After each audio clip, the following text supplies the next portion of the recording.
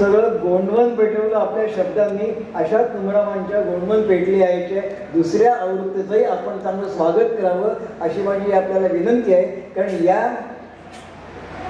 आवृत्तीचं मुखपृष्ठ आता जे आपल्याशी अतिशय मोजक्या शब्दात रसाळवाणीने बोलून गेले त्या पडसावळे यांनी केलेलं आहे. म्हणून आपण पुन्हा ती या ठिकाणी त्यांना अभिवादन करण्यासाठी ते पुस्तक घ्यावं.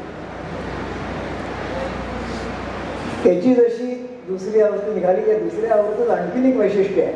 ते मी तुम्हाला सांगतो. ते पुस्तक तुम्ही आवृत्ती दुसरी असली तरी ते पुस्तक तुम्ही का घ्यावं. या दुसऱ्या आवृत्तीमध्ये स्वतः तुमरामांनी स्वतःच्या केलेल्या काही मराठी कवितांचा उत्तम इंग्लिश अनुवाद केलेला आहे. मराठी, हिंदी, बंगाली, इंग्लिश, उर्दू अशा 5 भाषांवर ज्याचं प्रभुत्व आहे. साहित्यिकांचं असं प्रभुत्व असायलाच पाहिजे, त्यांचं आहे. त्यांनी त्याचा अनुवाद केलेला आहे. त्यामुळे पहिली आवृत्ती दुसरी आवृत्ती आपण घ्याल.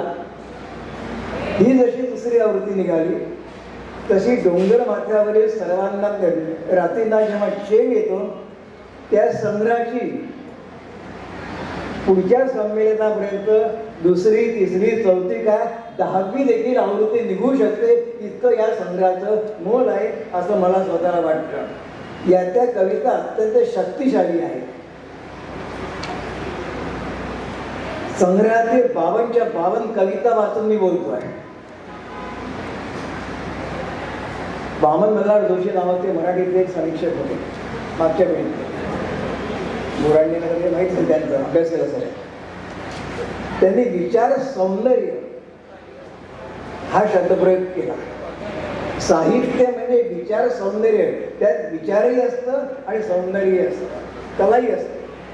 शास्त्रही असतं आणि कलाही असतं. तसंच या संग्रहामध्ये संयम, सामर्थ्य अशा दोन्ही, गेयता, लयता. मग त्या कविता मुक्त छंदातल्या असो की छंदोबद्ध असो की गझल रूपातल्या असो, या सगळ्या कविता उत्तमोत्तम कविता आहेत. पण त्या कविताच आहेत. तो निबंध नाही, प्रबंध नाही. आपल्या हाताखाली ते प्रबंध लेखन करत आहे. प्रबंधाचं मौलिकता वेगळी, निबंधाची मौलिकता वेगळी. कविता ही थोड्या शब्दात खूप काही सांगत असते. रामायण महाभारत उदाहरण जाऊ द्या आपण, पण कविता